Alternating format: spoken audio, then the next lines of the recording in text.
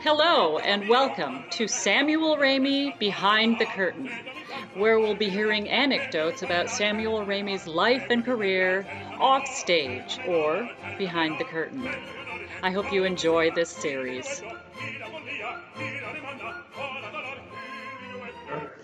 Today we're going to talk about how Sam got his start in Europe. Janine Rice had a lot to do with that, right? Yeah, quite a bit, yes. I had done my summer with Janine and Luigi Ricci in summer of 1974. Then, through discussions with Matthew and everything, decided to go back to study with Janine the next summer because I was doing, the summer of 1975, I was doing my first Escamillo with the Santa Fe Opera. And then in the fall of 1975, would be doing my first performances of the villains in Tales of Hoffmann at City Opera. So those were two new things to go study with Janine. And Matthew had also put me in, had given me some names of an agent in France to call. Her name was Claude Stricker, and also he had arranged for me to get together with somebody who would become my agent in most of Europe, eventually all of Europe, Tom Graham, who was with an agency called Harrison and Parrott at the time. So after I studied with Janine for a while, Tom Graham had arranged for me to audition for the festival in Glyndebourne in England. So I flew to London and went down to Glyndebourne and did an audition for them. I remember another audition he sent me on was to Amsterdam. I remember flying to Amsterdam and auditioning for the opera there, and out of that came my debut a few years later in doing a version of Tales of Hoffmann. I got the call saying that Glyndebourne had decided to offer me for the next summer in '76 perform a run of Marriage of Figaro. So that would become my European debut in the summer of 1976 at the Glyndebourne Festival. Now, was all this taking place while you were performing with New York City Opera? Was it during that time period? No, it was I went to these auditions during the visit when I went to study with Janine again. So when you went to visit with 75. Janine, had you started working at City Opera yet? Oh, yes. I'd been at City Opera for a couple of years. So this was while you were performing with City Opera? Right, yeah. Well, just during their off season. Yes, it was the off season. It was in the off season. During those years. Yes, it was during those years. Yeah. So you went to Glyndebourne. You did Figaro. Were you performing the role of Figaro? The role of Figaro. Okay. Who else was in that cast? Do you remember? Yes, I should be able to remember some of them. I remember that the Susanna was a British soprano named Lillian Watson. The Count was a fellow American, a friend of mine, Michael Devlin. Cherubino, I can remember who she was, but I can't come up with the name right now. She was also a British singer. And who was the Countess? The name that doesn't come back. It will come to you at 3 o'clock in the morning. Yeah, probably. You have some interesting stories about performing at Glyndebourne. Yes, that Glyndebourne was founded by by Mr. Christie. What was his first name? I can't remember. Um, and he founded it because his wife was a singer, and so he started Glyndebourne as a place for his wife to perform. Um, so they used to say that, I mean, people have said that out in certain places on the grounds of Glyndebourne at certain hours of the night, you could go out and see.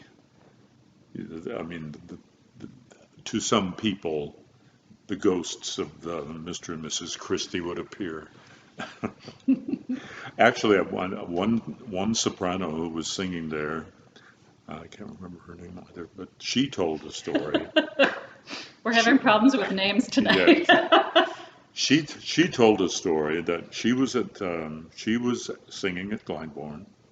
She was doing um, Susanna in Figaro. This was some years before the summer I was there, um, and she was out on a patio outside the organ room. The organ room is a very famous room at the Glyndebourne Festival. It's a place where it's where I did my audition in the organ room. They did musical rehearsals in the organ room.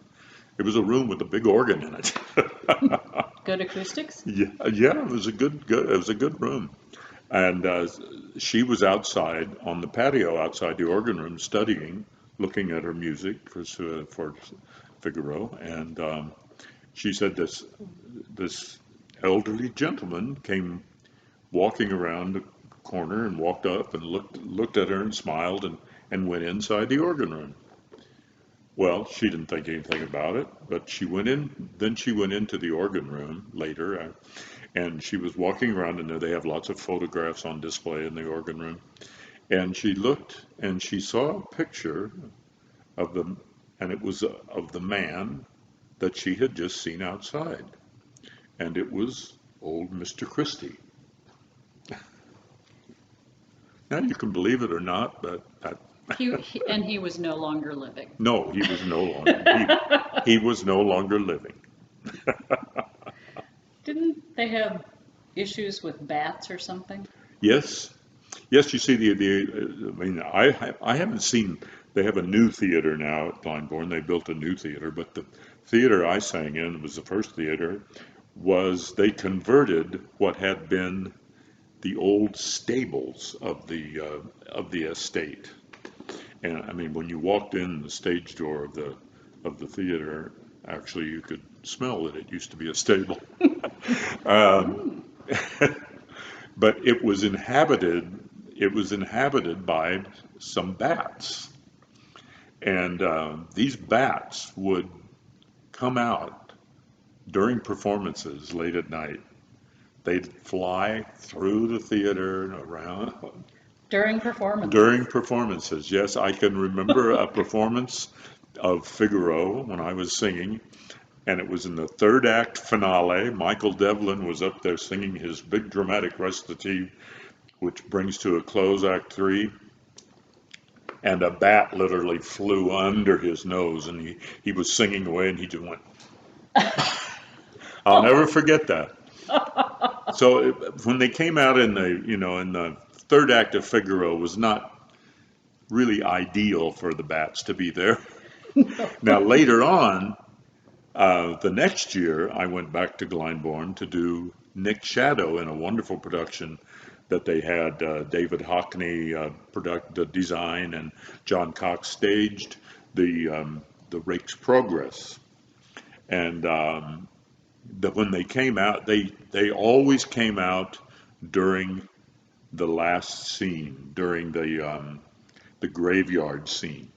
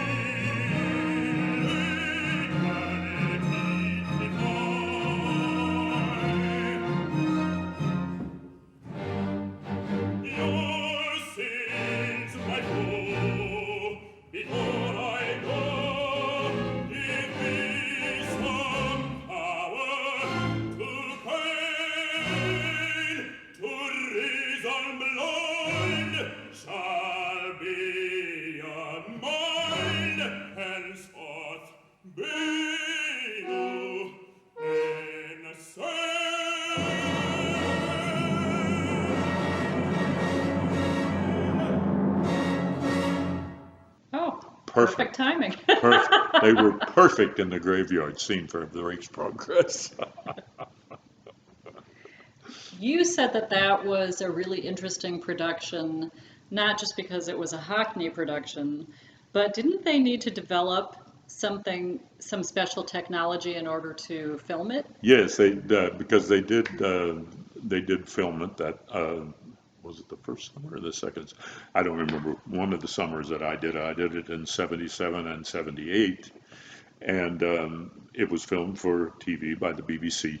And they had to develop because the design, David Hockney's design had, he very much took the designs from the old Hogarth paintings of the Rake's Progress, which had a lot of this on the costumes and what they called cross hatching, these lines and like this, and they were very prevalent in the costume design, and actually even some people had cross hatching on their face, choristers, I remember that.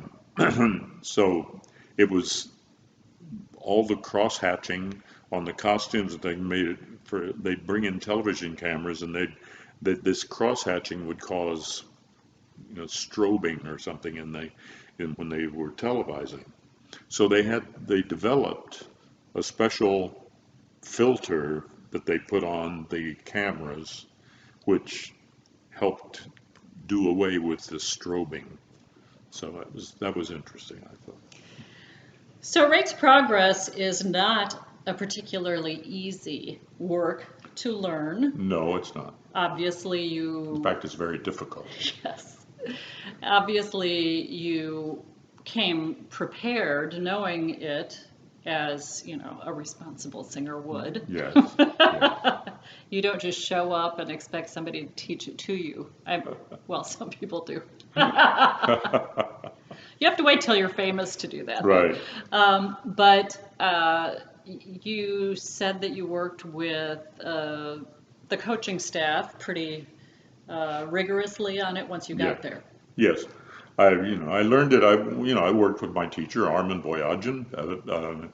I worked everything with him, that I did. I always worked with Armin.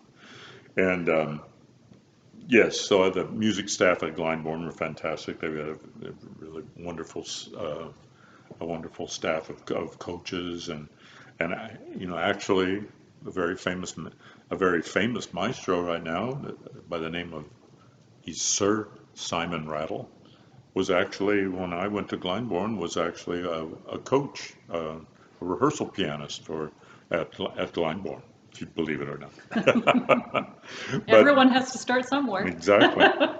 And yes, so but it was difficult. I coached a lot because they wanted a very British accent for the Rake's Progress. And you're from Kansas. Yes, and I'm from Kansas. Yeah. So that was a lot of work, and so I worked many hours with coaches helping me with my British accent. It's not Rake's Progress, it's Rake's Progress. And but I remember a funny story while we were in rehearsals, staging rehearsals, during which I was constantly badgered about my British accent because the cast was British except for me. Oh no, the tenor was also was American and named Leo Gurke. He was a Metropolitan Opera tenor, and he was fabulous. But he had already been in the production, so his accent was perfect. So. He'd already been badgered. Yes, he'd already been badgered about the accent, and but I remember during rehearsals, our director John Cox had to leave Glyndebourne for a week or 10 days, and he had to come back to America to Wolf Trap, where a production if I remember correctly, a production of his of Monteverdi's Legisto was being revived at Wolf Trap. So so he was gone for about 10 days, and he came back to Glyndebourne and came into a rehearsal, walked in as I was being badgered about my British accent. And he says, "Oh, I have a rather amusing story about, about the accent on there." He says, I went back to Wolf Trap and I walked into a staging rehearsal. The director was working with James Bowman. Was a very famous countertenor during that time, and he's a British countertenor. He was a British singer, and he says the first thing I heard was the director saying, "No, no, James, it's branches, not branches." So they obviously, it was being done in English, but they wanted an American accent. But in the end, I think my British accent got pretty good. I do like your Rick's progress. Oh, thank you very much. Nick's shadow. Yes, great part. Another devil part. The great opera. Love Yeah, the music. it's fabulous. Yep. It's just fabulous. You mentioned another agent, Claude. Yeah, she was a lady that Matthew had put me in touch with I think it was in 1975 when I got to Paris to work with Janine. He had given me Claude Stricker's phone number, so I called her and arranged a meeting, and so we met, and she started to work for me, and eventually, not too long after, I think it was only a couple of years, if I remember correctly, she called me or got in touch with me and had gotten me my doing performances of for the very first time of Massenet's Don Quixote in Rouen in France, and then I think the next year after I did that, she got me a production of Don Giovanni in Bordeaux. So it was quite fabulous. Oh, Bordeaux was great. Bought some great wine there. I wouldn't know. That was before Lindsay. Yes, that was before Lindsay, long before Lindsay. Lindsay was in junior high school.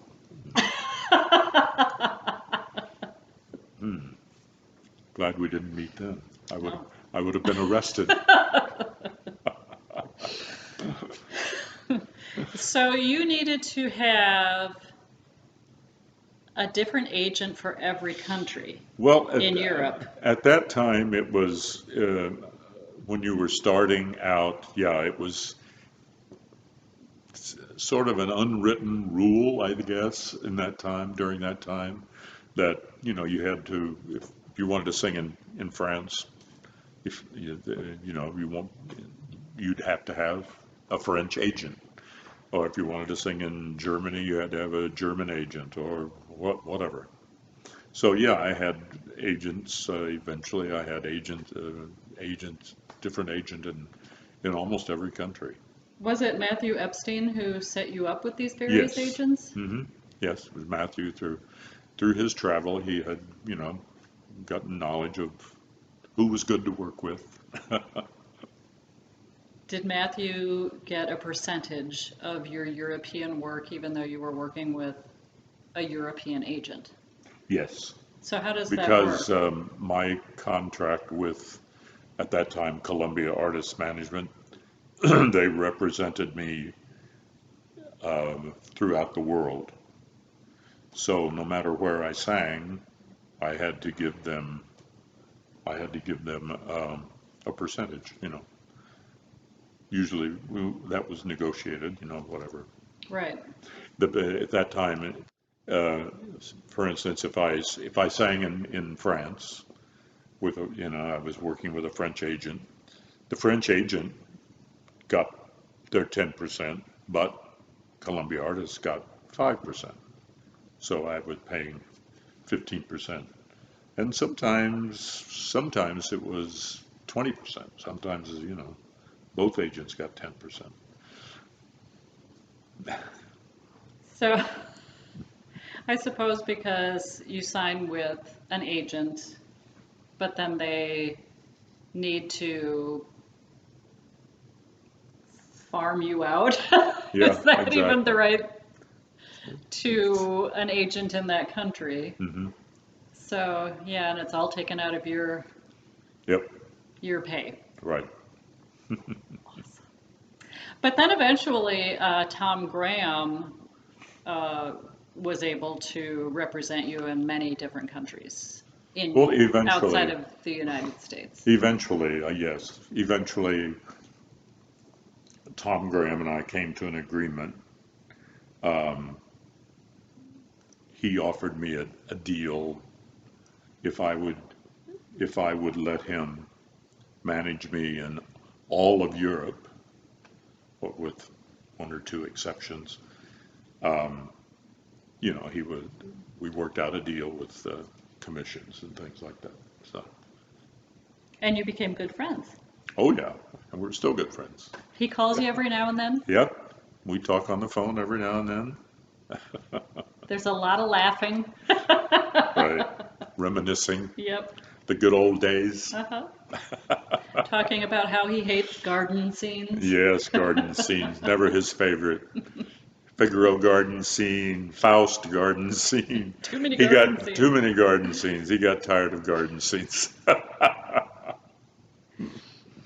All right, so you sang in at Glyndebourne Hmm. and in Rouen Yeah, and and Rouen and Bordeaux. Bordeaux.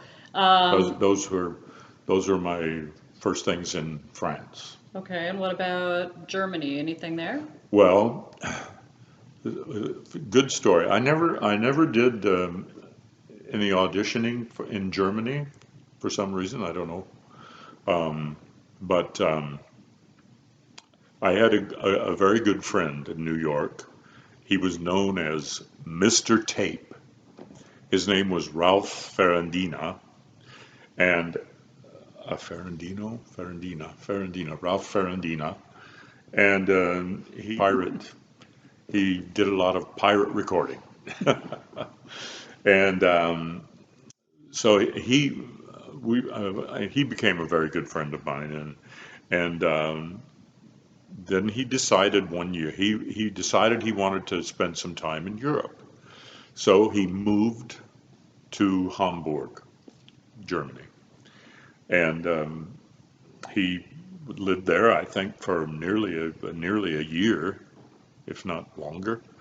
I don't remember exactly, but he, of course, went to the opera all the time, and he became very good friends with the sort of the second in command at the Hamburg Staatsoper, named Gerard Mortier, Ah, and of course he told Mortier about me, and I think used to play tapes that he had of me. So that's actually how my German career started. I should have paid Ralph a commission, I think, because I got an offer from the Hamburg Staatsoper without. I never auditioned for them or anything, and I made my debut there. I think in 1978, singing um, "The Old King" and "Pélias and Mélisande."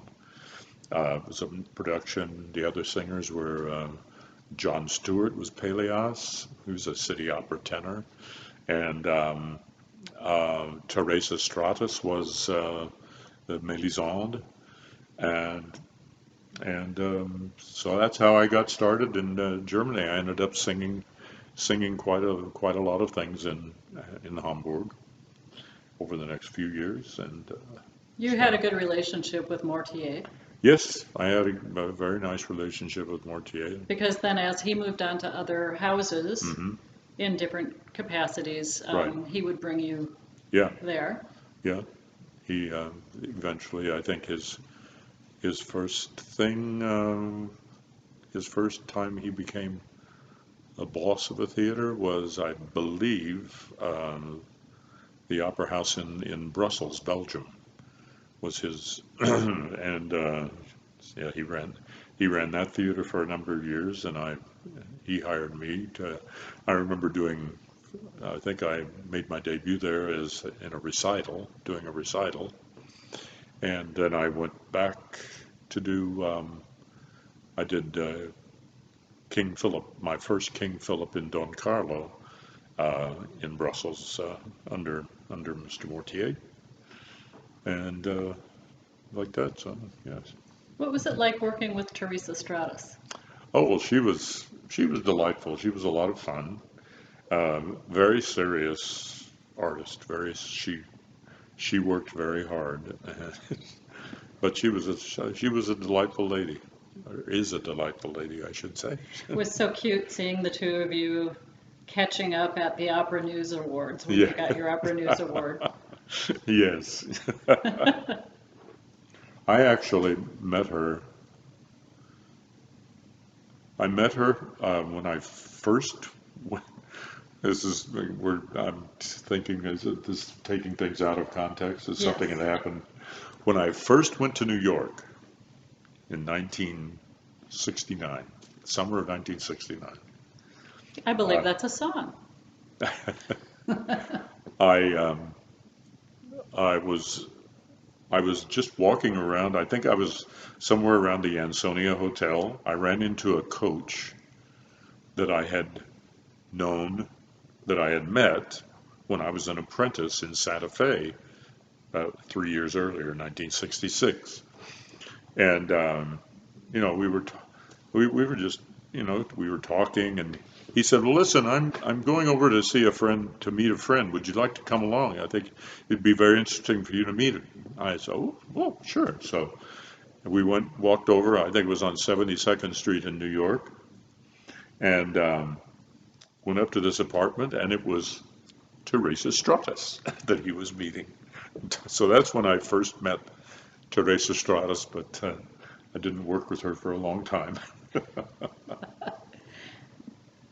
The original social networking. Yes, exactly. Yeah, Thank goodness for those people who are willing to just introduce you to.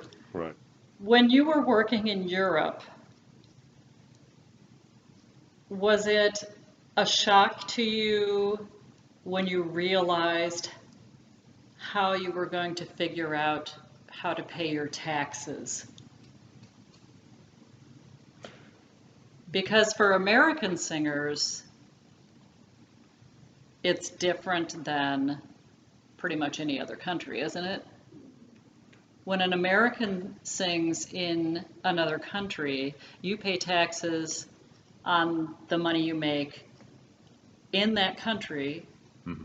but also in America. Yes, yes, we So you're double were taxed. double taxed. Americans Yes, are double double taxed. taxed. Like if you're an Italian and you sing in France, you have to pay Italy and France for that same amount that you. They do. That's why many European singers establish a residency in Monte Carlo.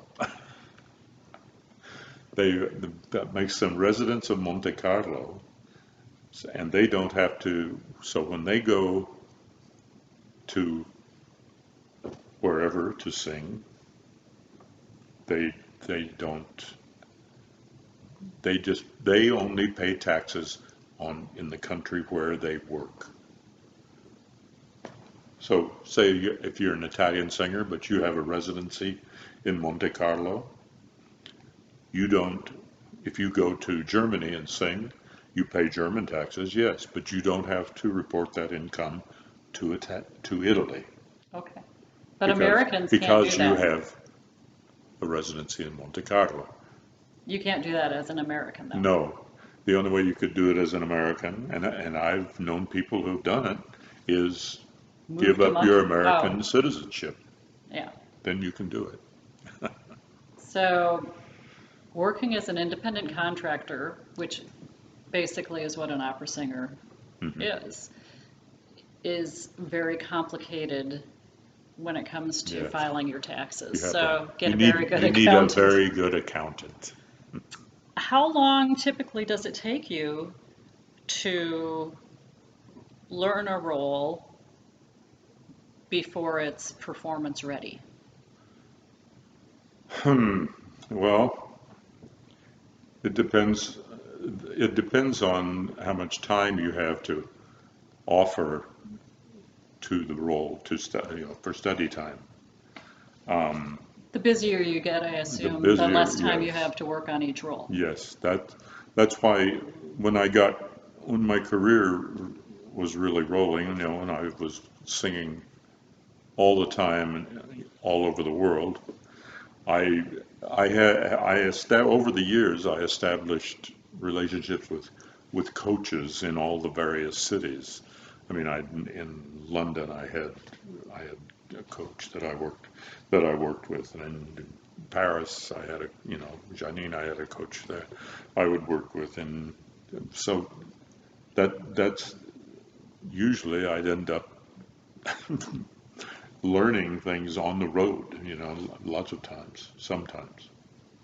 So in between rehearsals and performances, you were working on other roles. Yeah, yeah. And how long do you think it took you?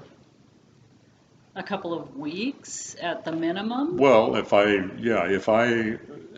had, say 2 weeks free with nothing going on, That never happened. that never, seldom Once you happened. got going.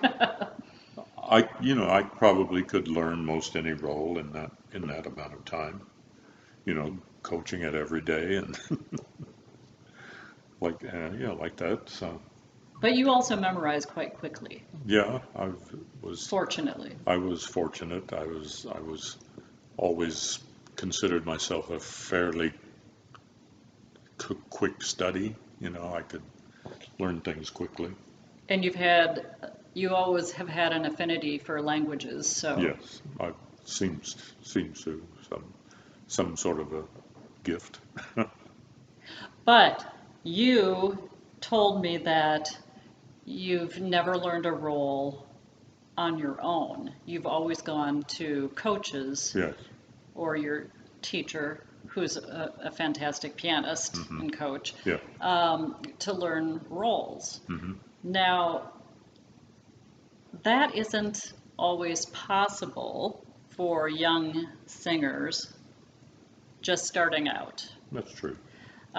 Unless you live in New York City or Chicago or Hmm. a major metropolitan area that does have a good opera company, Right. you might not be able to find a coach. Hmm. That's true.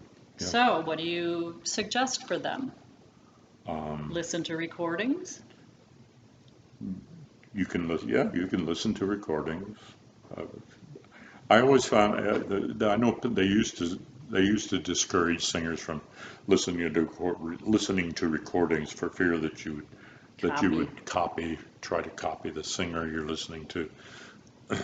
And So, you used to do what?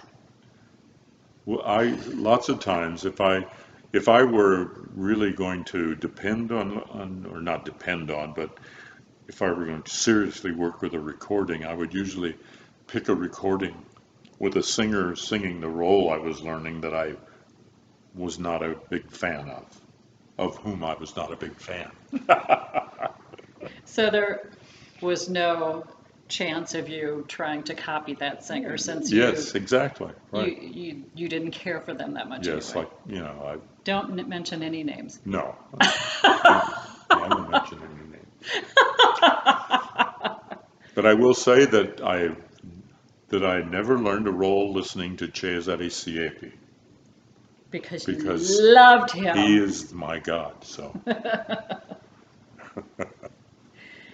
Even if there's not a coach available, somebody who really, really, can work with you mhm, on the musical phrasing and the languages, um, find a pianist.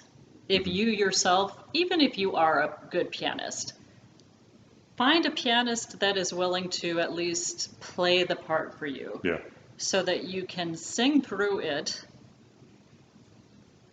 Right. you know, before you get to the job. Well, yeah. And so that you have it learned, memorized Yeah. when you get to the job, and then their coaches will Right. tell you, I want it done this way or that way. Hmm. But if you know, how many people are both accomplished pianists and singers? Hmm. I mean, there are some. Dmitri Hvorostovsky was a fantastic pianist Hmm. and singer, obviously. Stephen Powell started out as, I Yep. mean, he accompanied me when I first met him, and then he's like, "Oh, I think I'll try singing," and this beautiful baritone voice came out of Right. him. um, but you know, and then there are people like you. Big dummy. Big notes on the, who didn't pass your piano proficiency. No, I passed it. Took Finally. me years, but I passed it. It was playing the Star Spangled Banner in 3 different keys. So for young singers, listen to recordings, find somebody who can play the piano who's willing to at least learn, you know, your stuff. Exactly. Yeah. And take everything to your voice teacher. Right. It is rather disheartening when you have a student who comes in and says, "Well, I did an audition for blah, blah, blah, blah. Oh, what did you sing?" And something they've never brought in to work on with you. Hmm.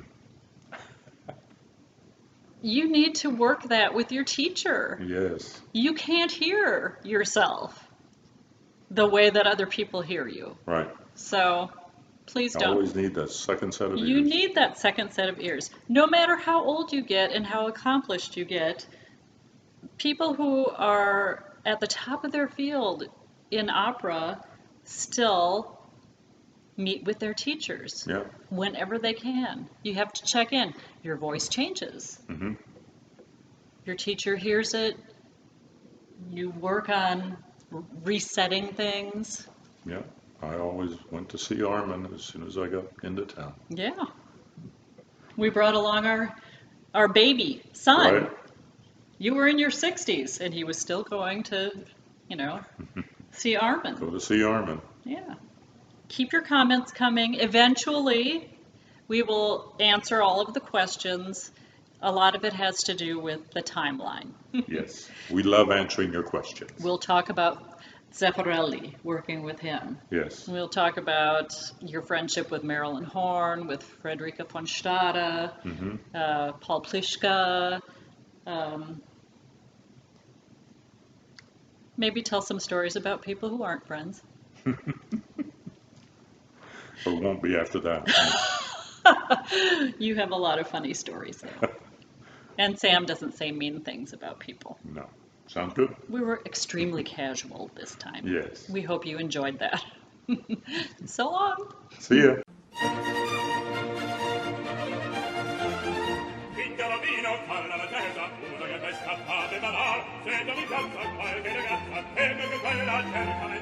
Ecco che quella cercami no,